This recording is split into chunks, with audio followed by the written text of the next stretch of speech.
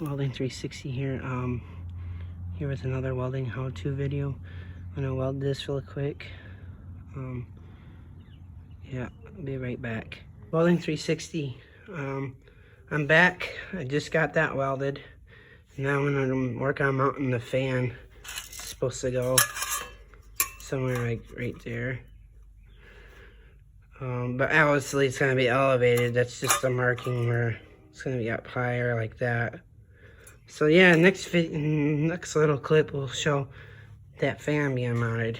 Alright, I'm back. I got the fan mounted, as you can tell. There's the motor back there, and the wires for the fan ran around there. Yeah, I got that done. And then next is I gotta fill this piece of metal over my hands, or I could fit my hand through. And I had to raise it up. It was gonna be flat. It was gonna be mounted just to this piece, this metal. I couldn't do that because the fan would hit the motor, so I had to raise it up like it is now. That's it. I raised it up. Now I gotta fill. This was metal, and this was metal. Maybe this was metal. I don't know.